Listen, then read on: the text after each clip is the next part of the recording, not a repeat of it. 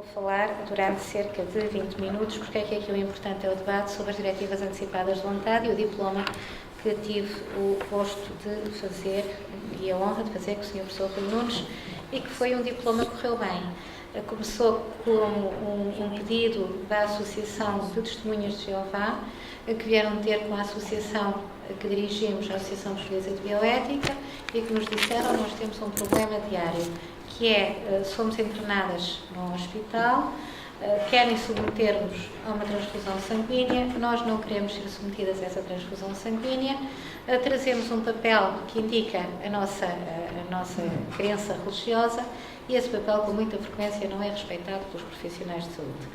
E o que acontece é que nós gostaríamos que a lei portuguesa fosse alterada no sentido de que este nosso problema diário não se colocasse. A Associação Portuguesa de Bioética fez uma proposta à Assembleia da República. Na altura, a doutora Miriam de Bem Roseira estava à frente da Comissão de Saúde e resolveu dizer que sim, que o nosso projeto tinha viabilidade. Foi discutido pela Assembleia e temos aqui o diploma que, em certa medida, é nosso, na medida em que estivemos na origem e acompanhámos as discussões e os debates e que tentámos que fosse aprovado. Ora bem, a primeira questão que se coloca é o que é uma diretiva antecipada de vontade, que aliás já foi referido pelo Sr. Professor Rui Nunes, e uma diretiva antecipada de vontade é, em primeiro lugar, um documento. E é um documento em que a pessoa vai dar instruções antecipadamente, ou seja, é um documento que contém uma diretiva, seja uma declaração de vontade, que se espera que seja válida no futuro, relativamente àquilo que a pessoa pretende ou não pretende que lhe seja feito quando se encontrar incapaz de comunicar com os profissionais de saúde. Ou seja, nós estamos a expressar a nossa vontade, por exemplo, hoje aqui, relativamente àquilo que são os tratamentos que queremos ou não queremos receber no Hospital de São João, se quando sairmos daqui formos atropelados e não tivermos capacidade de comunicar. E por isso, temos várias formas de testamento de diretivas antecipadas de vontade. As mais comuns são o testamento de paciente e a nomeação de um procurador de cuidados de saúde, como já referiu o Sr. Professor Rui Nunes. O que é o testamento de paciente? Ora, o testamento de paciente é uma figura que é importada sobretudo do direito anglo-saxónico, por isso encontrarão com muita frequência a utilização da expressão living will, ou testamento de vida, ou testamento biológico. Isto para distinguir do testamento com que os senhores trabalham, e vejo que estão presentes muitos alunos, e disse há pouco na entrevista, muitos virão a ser meus alunos, porque muitos vêm fazer um mestrado à nova, por isso encontrar-nos-emos do outro lado da ponte daqui a alguns anos. É um testamento biológico para o distinguir do testamento tout court, porque se trata de uma declaração de vontade que não tem incidência sobre o património da pessoa e trata-se de uma declaração de vontade que deve ser respeitada, ao contrário do que acontece com o testamento, antes da morte da pessoa. Por isso, isto são duas diferenças fundamentais. E é um documento escrito, em nenhuma legislação que conheço é permitido o documento oral, uma forma oral. Isto é uma questão muito séria. Na sequência de assinarmos um documento desta natureza, isso pode significar que não recebemos tratamentos e que morreremos, ou que recebemos tratamentos e que poderemos ter uma hipótese maior de sobreviver. Por isso, daí uma exigência de uma forma que é uma exigência reforçada, no sentido em que tem que ser por forma escrita, no qual a pessoa vai dizer o que é que pretende que lhe seja feito ou que não lhe seja feito, como referiu o professor Rui Nunes. Pode ter, a expressão da vontade pode ser em sentidos diferentes. Eu posso dizer, eu quero receber todos os tratamentos que estejam disponíveis, nomeadamente quero ser conservado pelo frio durante 20 anos, se tal estiver acessível do ponto de vista tecnológico, ou posso dizer não. Se eu tiver uma queimadura superior a 80% do meu corpo, por favor, tratem de me controlar a dor, mas deixem-me partir, porque creio que a minha qualidade de vida não será aceitável face àquilo que eu considero como uma vida digna de ser vivida. E por isso, por um lado, são as situações em que a pessoa não é capaz de expressar a sua vontade de comunicar. Pensem numa pessoa que se encontra em situação de coma profundo, ou pensem numa pessoa que sofre da doença de Alzheimer. E que, como referiu o Sr. Professor Rui Nunes na sua muito brilhante exposição, o futuro é o envelhecimento da população, e o envelhecimento da população traz associado o aumento crescente de doenças, nomeadamente as doenças ligadas à parte da saúde mental. E uma pessoa que sofre da doença de Alzheimer, como sabem, de 5 em 5 minutos esquece daquilo em que consentiu. E a pessoa sabe, se lhe for diagnosticado Alzheimer, que tem uma esperança de vida de talvez 10 anos, sabe que daí a 4, 5, 6 se vai esquecer de quem são os seus familiares, onde é a sua casa, de tudo aquilo que é importante para si. E um testamento vital, que foi também outra das reivindicações, outro grupo que fez forte pressão no sentido de ser aprovado este diploma. O testamento vital vai permitir a estas pessoas escrever: se eu tiver os meus circuitos da memória profundamente deteriorados, por favor, não me conservem ligado a uma máquina durante 2, 3, 4 anos. Por favor, tomem em consideração que aquilo que eu quero neste momento é aquilo que corresponde ao meu livre desenvolvimento da personalidade, ao meu projeto de vida, à minha identidade enquanto pessoa. Não me imponham, quando eu não estiver capaz de decidir, porque me vou esquecer daí a 5 minutos do que decidi, aquilo que é a vossa mundividência. E por isso eu vou assinar um documento que te produzirá efeitos, não quando eu não estiver capaz de comunicar, mas quando eu já não for capaz de comunicar de acordo com aquilo que considero ser uma comunicação racional. Por outro lado, é um ato pessoal, ou seja, um testamento um living will, ou um testamento de vida, é sempre um ato que é feito pela própria pessoa. Eu não posso fazer o testamento vital do meu pai, nem posso consentir que alguém com quem eu viva faça o meu testamento pessoal. O meu testamento é sempre um ato que é redigido pelo próprio, que é unilateral, eu expresso a minha vontade e que é revogável. E como veremos, a nossa legislação estabelece formas muito amplas, ou uma possibilidade, faculdade muito ampla de revogar o testamento, exatamente porque são questões muito sérias. O legislador, relativamente à revogação, exige apenas que a pessoa expresse a sua vontade de qualquer forma. Por exemplo, uma pessoa está incapaz de falar, necessita de um tratamento, o profissional de saúde diz-lhe, de acordo com a sua diretiva antecipada de vontade, o senhor não quer receber este tratamento, mantém a sua posição, pestaneje 2 vezes se for sim, 1 se for não. Se a pessoa disser não, imediatamente considera-se que a diretiva não é de aplicar. Por isso isto é sempre um documento em que se espera, como referiu o professor Rui Nunes, que a pessoa expresse aquilo que é a sua mundividência. Isto é uma expressão do direito à autodeterminação em matéria de cuidados de saúde, é uma expressão da nossa liberdade de dispor da nossa própria vida e da nossa própria saúde, é uma expressão do direito ao livre desenvolvimento da personalidade e, no limite, é o respeito pela nossa eminente dignidade enquanto pessoas humanas.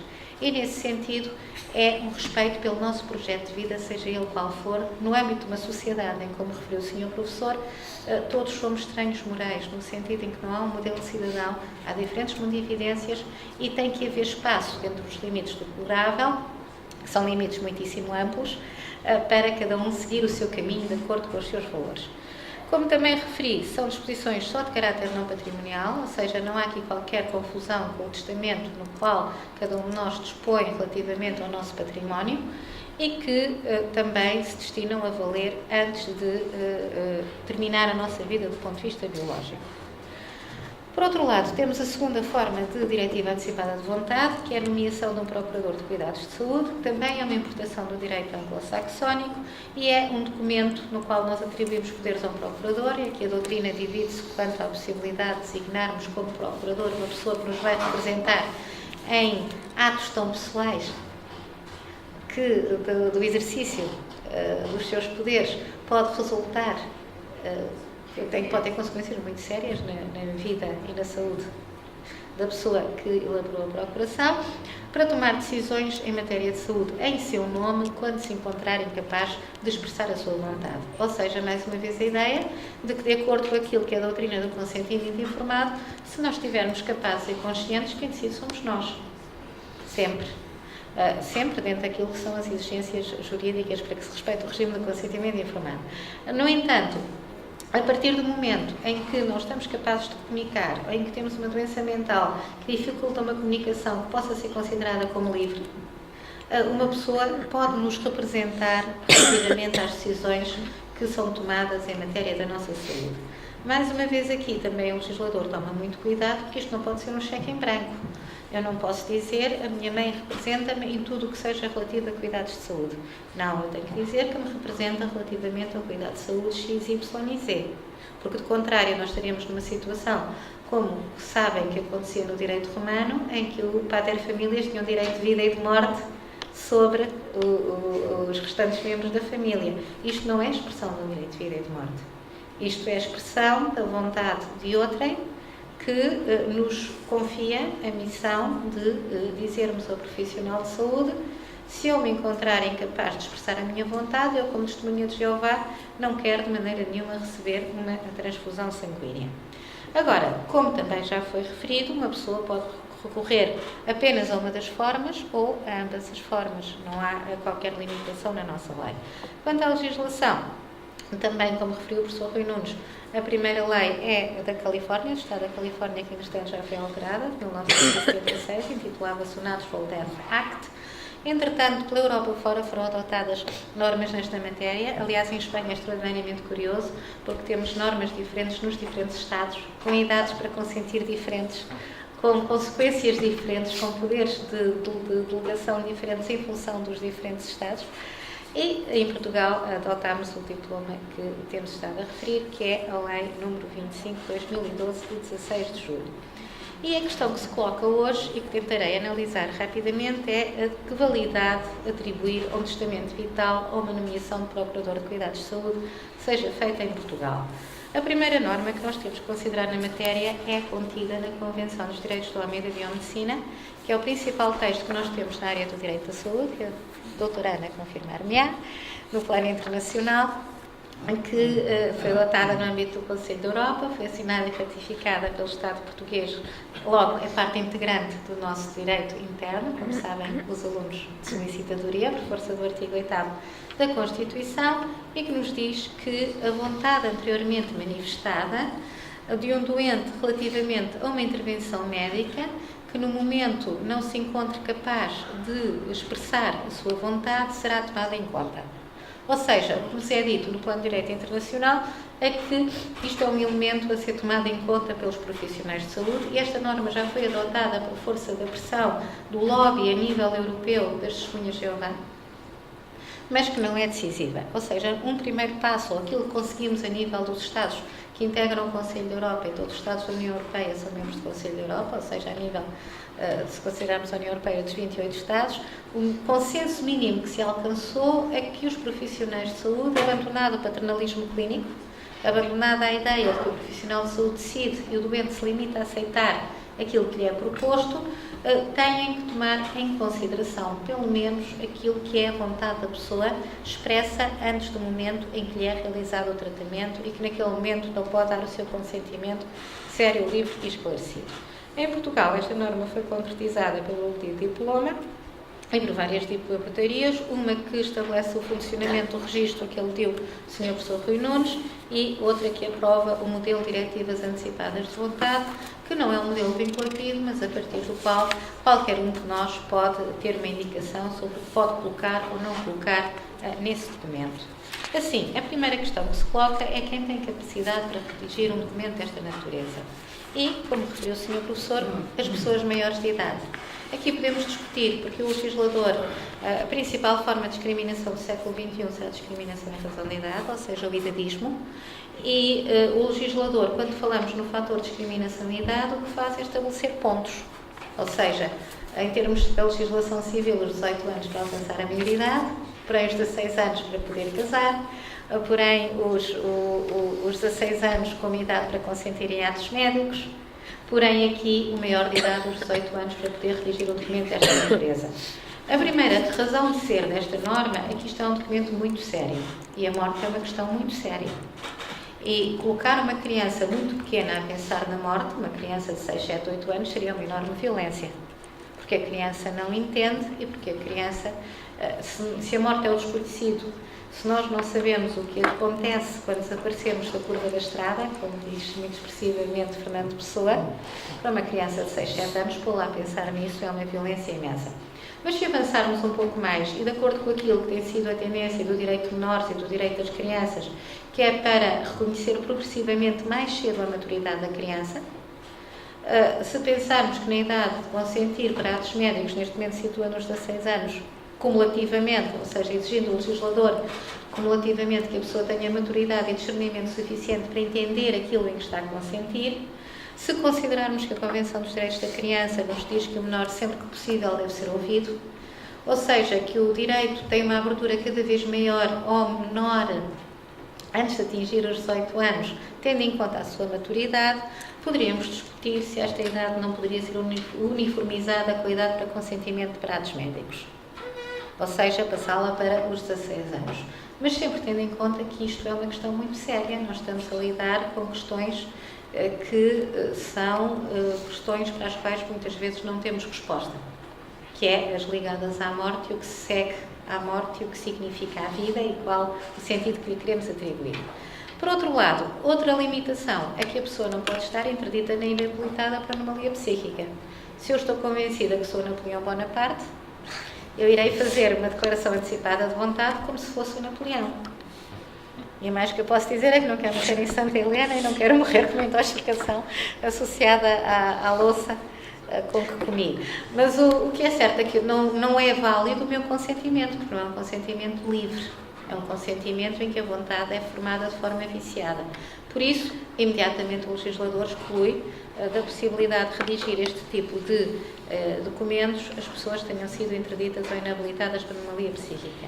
Por isso, a contrário senso, concluímos que só podem ser redigidas pelas pessoas que possam dar o seu consentimento consciente, livre e esclarecido. Esclarecido porque nenhum consentimento é livre se não for esclarecido. E daí aquilo que é comum na ética clínica e que o Sr. Professor já referiu, que é o dever de informação do médico. O médico tem o dever de informar qual a situação clínica da pessoa, qual o seu diagnóstico, qual o seu prognóstico, alternativas possíveis de tratamento e só na sequência desse dever de informar, que tem que ser adequado ao nível económico, ao nível cultural, à capacidade de entendimento da pessoa, é que a pessoa pode, de forma livre, decidir: eu quero receber o tratamento X, eu não quero receber o tratamento X, eu não quero fazer nada, quero ir para casa, quero morrer em paz e com dignidade. Ou seja, o consentimento só é livre se for esclarecido. Quanto à forma, já vimos que é um documento que é escrito, sempre, que é assinado perante o funcionário do registro ou perante o notário e que tem sempre em comum a identificação de quem assina, que é, ou seja, as normas mínimas, o lugar, a data, a hora da assinatura e, mais uma vez, a indicação de que isto nunca é um cheque em branco. Isto é sempre um documento que determina em que situações é que vai ser utilizado, quais as situações abrangidas, em que as diretivas vão produzir efeitos. Ou seja, eu não posso dizer: se eu for atropelada, não quero receber qualquer cuidado de saúde. Eu não posso dizer: se eu tiver um tumor que tenha metástases, eu não quero ser submetida a qualquer ato de natureza clínica. Não, eu tenho que determinar exatamente o que quero e o que não quero. O modelo consta de uma portaria, no entanto, o legislador aqui também foi generoso, porque determinou que o modelo é de utilização facultativa. Ou seja, dentro daquilo que são os requisitos exigidos pela lei, nós podemos optar pelo modelo que o legislador nos propõe, mas não somos obrigados. Eu posso dizer, por exemplo, que quero ser conservada pelo frio durante 20 anos, e o modelo não prevê isso. Ou posso dizer que quero beneficiar de todos os modelos de quimioterapia que estejam disponíveis no mercado. E o modelo não prevê isso. Ou seja, há uma liberdade de expressão da minha autonomia que não é limitada pelo modelo. O modelo é apenas indicativo e é uma forma de o legislador se dirigir ao cidadão e dizer: olha, isto são as circunstâncias principais em que talvez se venham a levantar problemas, por isso está aqui uma indicação, se quiser optar por ela, faça favor. E reparem que é interessante verificar que o modelo verifica situações como receber assistência religiosa quando decide interromper meios artificiais de vida. Ou seja, o legislador reconhece que a morte é uma zona de desconhecido e que, como referiu o Sr. Professor Rui Nunes, a nossa sociedade é uma sociedade que valoriza quem é jovem, quem é bonito, quem pode trabalhar, quem tem um determinado tipo de circunstâncias e tende a esconder a morte e mesmo a defender o direito à imortalidade politicamente sustentada, para o qual estamos a caminhar com a engenharia genética de melhoramento, com as diferentes formas de terapia génica, com várias formas de medicina ligadas à inovação no século XXI, que traduzem um afastamento da morte como parte da nossa vida. Como diziam os romanos, a morte é certa e resolve tudo, e a verdade é que nós, na nossa sociedade, tendemos a afastar essa ideia. No entanto, o nosso legislador não o faz. Por exemplo, aqui diz-nos que é fundamental a dimensão espiritual quando falamos de morte. E essa dimensão espiritual pode ser religiosa ou não religiosa. Mas é fundamental que, se a pessoa quiser ter assistência religiosa ou assistência espiritual no momento em que a partida está perto, como dizia François Mitterrand muito expressivamente, todos estamos num avião que vai embater contra a montanha, simplesmente chega uma fase da vida em que começamos a ver a montanha através das nuvens. E é para essa fase que, em larga medida, este documento é previsto.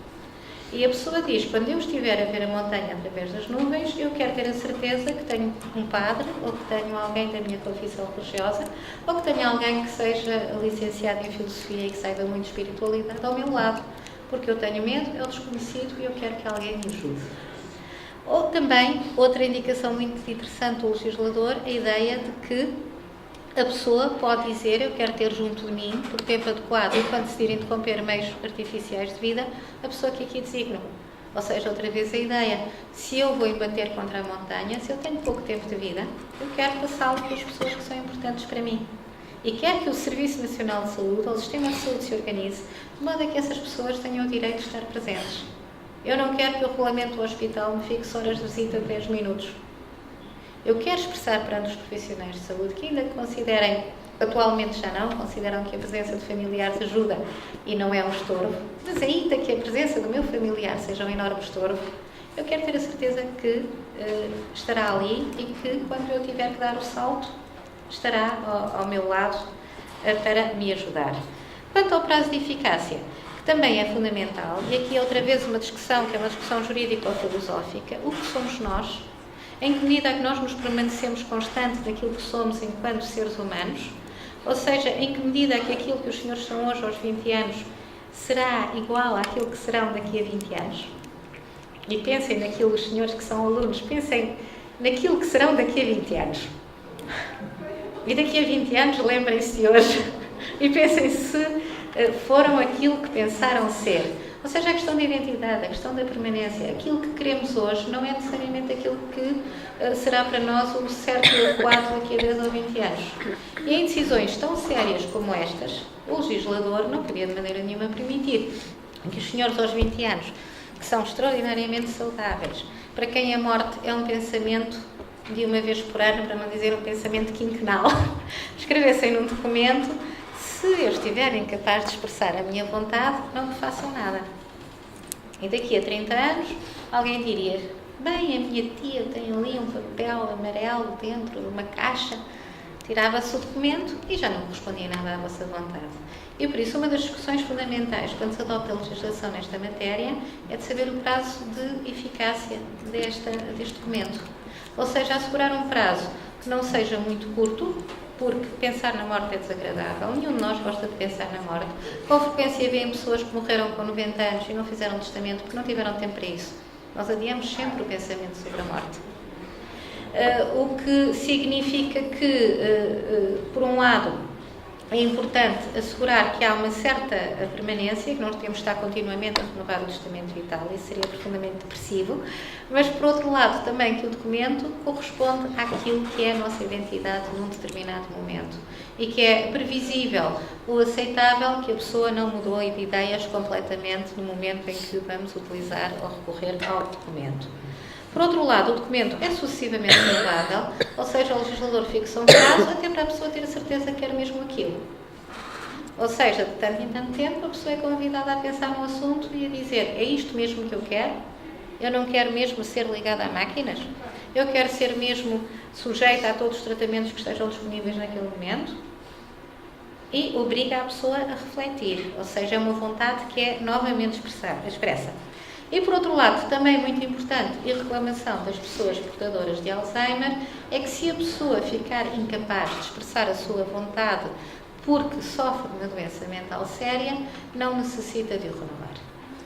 Ou seja, o que acontece é que a pessoa começou a ter uma deterioração contínua dos seus circuitos de memória, começou a ter cada vez mais dificuldade em lembrar-se daquilo que fez e o documento continua válido. Isto é uma situação que visa assegurar que as pessoas, isto para quê? Para prevenir que as pessoas que sofrem deste tipo de patologias cometam suicídio. Porque acontecia que a pessoa tinha o diagnóstico, conhecia o prognóstico da doença, é um prognóstico aflitivo para quem conhece doentes portadores desta patologia, e o que fazia era, ora bem, eu daqui a 3 anos ainda talvez me lembre onde é a minha casa, mas daqui a 6 anos eu provavelmente já não vou conhecer o meu marido. Eu quero chegar aqui? Não quero. Quando chegar aos 4 anos, cometo suicídio e acabou. Se eu tiver a certeza que vou ser tratada de acordo com aquilo que eu quero que seja a minha vontade, eu vou provavelmente dizer, bem, agora vamos lá ver o que é que acontece, do ponto de vista emocional talvez isto seja suportável, porque eu vou me esquecer que estou doente e confio que não serei sujeita a tratamentos cujo risco eu considero superior ao benefício quando já não estiver capaz de consentir. Por outro lado, como é que modificamos? Uma modificação, em regra, é sujeita à forma para a qual foi elaborado, porém, como referi, a revogação pode ser feita em qualquer momento e de qualquer forma. Ou seja, basta que a pessoa diga, eu já não quero, para o profissional de saúde se encontrar legitimado a dar uma transfusão sanguínea, a fazer um tratamento, a fazer aquilo que não é a vontade expressa na declaração antecipada de vontade. Quanto à eficácia, aquela que referiu o Sr. Professor Rui Nunes, reparem que a lei diz que se constar do registro uma diretiva antecipada de vontade, ou for entregue à equipa, isto acontece com muita frequência nas testemunhas de Jeová, em que vem atrás uma pessoa da mesma confissão religiosa e diz atenção, e mostra o documento, o profissional de saúde deve respeitar o seu conteúdo, ou seja, tem um dever de respeitar o conteúdo da diretiva, vincula o profissional de saúde. Porém, como isto é um domínio muitíssimo difícil e isto significa um recuo muito significativo no paternalismo clínico, ou seja, isto significa que a pessoa impõe a sua vontade aos profissionais de saúde. Quando tem 20 séculos de exercício da medicina, em que aconteceu perfeitamente o contrário, quem decidia o profissional de saúde e a pessoa aceitava passivamente o que lhe era feito e muitas vezes nem existia um dever de informar. E o legislador foi sensível a isso e estabeleceu uma quantidade imensa de exceções. Por exemplo, podemos dizer que o outorgante já não quereria manter o que está nas diretivas. Por exemplo, o outorgante era testemunha de Jeová, porém, na semana anterior a ter o acidente, decidiu converter-se ao catolicismo. E no âmbito da sua liberdade religiosa, nada nos impede, à luz da nossa Constituição, de sermos católicos numa semana, budistas na semana seguinte e testemunhas de Jeová na semana seguinte, até de manhã para a tarde, não é? E podemos dizer, não, ele já não era, não queria. Isto é de uma probabilidade muito baixa, mas acontece. Ou então podem encontrar-se atualizadas face ao progresso da ciência. Um exemplo tradicional é o da quimioterapia. A quimioterapia há 10, 15 anos, quem fizesse quimioterapia, caía-lhe o cabelo, inchava, ficava com uma série de consequências, efeitos secundários muito desagradáveis. Neste momento, tem máquinas que permitem tratar um tumor em 2, 3 sessões.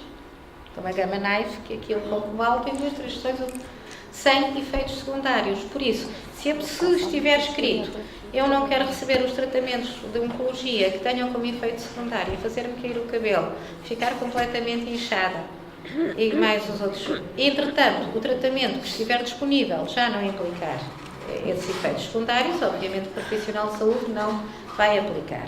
E a terceira situação é não corresponderem às situações de facto previstas no momento da sua assinatura. Ou seja, a pessoa previu que iria acontecer uma determinada circunstância e, por exemplo, previu que sofria de doença de Alzheimer, ou foi-lhe feito um diagnóstico, em rigor o diagnóstico, o senhor professor confirmará, só é feito depois da morte, na autópsia. Entretanto, concluiu-se que a pessoa não tinha Alzheimer, coisa nenhuma. A pessoa tinha uma alergia a um determinado componente que lhe manifestava um determinado componente, um determinado produto alimentício que lhe manifestava sintomas semelhantes à doença de Alzheimer. Ora, não vamos aplicar a diretiva antecipada que a pessoa tinha feito para os efeitos que a doença teria na sua vida.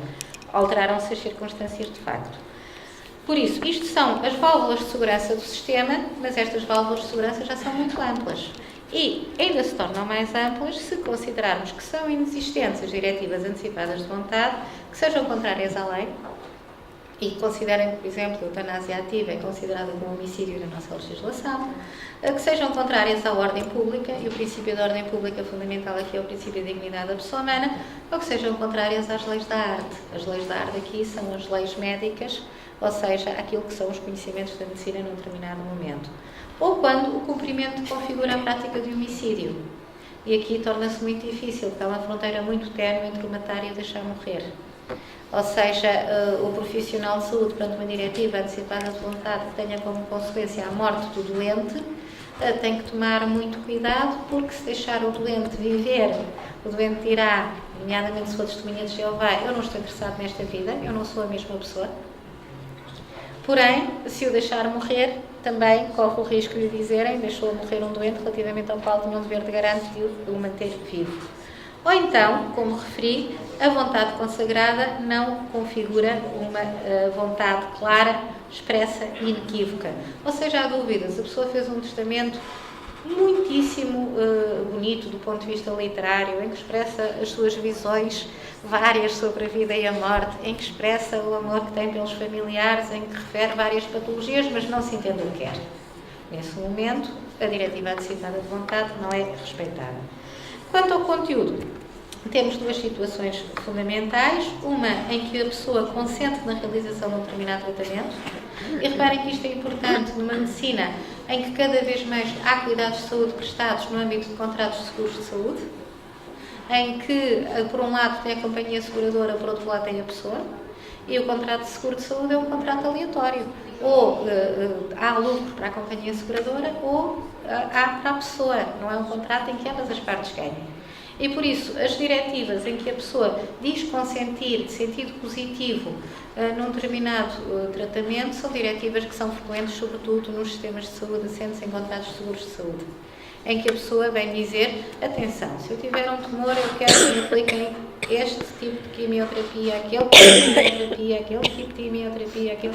E também por isso, muitas vezes na legislação sobre contratos de seguros de saúde, se diz que não se pode condicionar a celebração do contrato à existência de um documento desta natureza, nem se pode condicionar o valor do prémio à existência de um documento desta natureza. Exatamente para prevenir que a pessoa assine um documento em que diz eu não quero receber nada. Porque nesse caso isso significaria uma economia imensa para quem tivesse que pagar a prestação de cuidados. Ou então a pessoa diz eu não consinto na realização de um determinado tratamento, e estas são as nossas diretivas mais frequentes, uma vez que continuamos a prestar cuidados através do Serviço Nacional de Saúde, sobretudo. Relativamente ao receber, encontramos na lei uma norma que é redundante, na medida em que a pessoa já tinha este direito. Por exemplo, a pessoa pode dizer eu quero receber os cuidados paliativos adequados ao respeito pelo direito a uma intervenção global no sofrimento determinado com uma doença grave, irreversível, em fase avançada, incluindo uma terapêutica sintomática apropriada. A pessoa já tinha direito a isto, o profissional de saúde já lhe iria fazer isto, esta norma é completamente redundante. No entanto, é uma indicação ao cidadão daquilo que pode pedir. A partir do momento em que tenho cuidados paliativos, eu estou a cuidar do sintoma e não da causa da doença, tenho cuidados que são prestados por uma equipa, tenho cuidados que são holísticos, na medida em que vão abranger tudo o que está ligado à qualidade de vida. Não existir dor, acompanhamento espiritual e por aí fora. Por outro lado, o que é que pode constar de um testamento desta natureza? Por um lado, o tratamento que a pessoa pede pode mostrar-se indicado segundo os estados de conhecimentos da medicina, ou então pode não se mostrar indicado segundo os estados de conhecimentos da medicina. A pessoa pode ter um determinado tipo de patologia e dizer eu, se me encontrar inconsciente, quero receber este tratamento, aquele. E o professor Rui Nunes, na qualidade de professor catedrático de medicina, dizer isto não é adequado do ponto de vista terapêutico. O que é que acontece? Se se mostrar adequado, não há qualquer problema, estamos perante uma situação de consentimento presumido.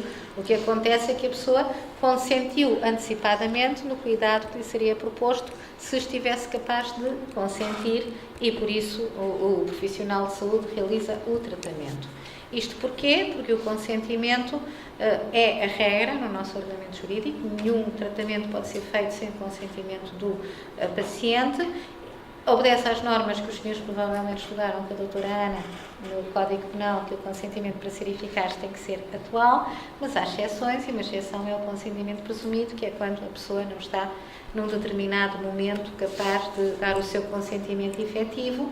Por exemplo, se formos atropelados ali fora, estivermos inconscientes, o que acontece é que se presume que a pessoa quereria receber o tratamento se estivesse em condições de nele consentir. E é essa cláusula que nós vamos aplicar nestas situações. Ou seja, nestas situações, o testamento de paciente apenas constitui uma indicação de que se a pessoa estivesse consciente, quereria receber o tratamento que se mostra como clinicamente indicado.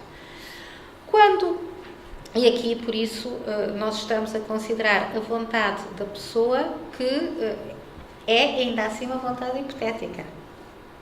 Porque, ainda que se presuma que a pessoa manifestou que queria receber aquele tratamento se estivesse inconsciente e o tratamento é medicamente indicado, a pessoa pode, naquele momento em que não conseguimos comunicar com ela, já ter mudado de ideias. Pensem, eu estou profundamente infeliz porque o meu marido me deixou, tenho um testamento de vida em que digo que quero receber o tratamento XYZ, saio, sou atropelada, fazem-me o tratamento e afinal eu atirei-me para a frente do carro porque eu me queria suicidar. Ou seja, mesmo sendo um tratamento indicado, nós continuamos a trabalhar com presunções jurídicas.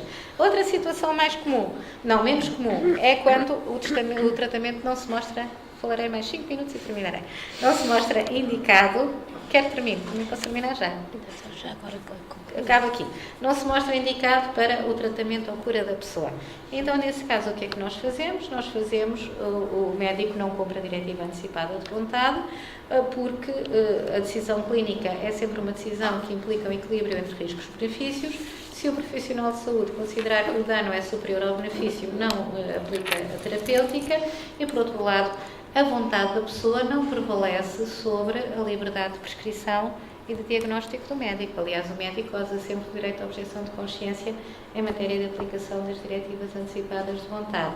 Por isso, o médico vai tomar em consideração a vontade do doente, mas não vai respeitar se entender que não o deve fazer do ponto de vista deontológico. Quando a pessoa recusa, é mais complicado. A pessoa declara que não quer receber uma transfusão sanguínea se encontrar incapaz de expressar a sua vontade. O que acontece é que a nossa lei prevê a possibilidade de dizermos na diretiva antecipada de vontade aquilo que não queremos. Por exemplo, não queremos um tratamento de suporte artificial das funções vitais, não queremos ser conservados pelo frio 20 anos.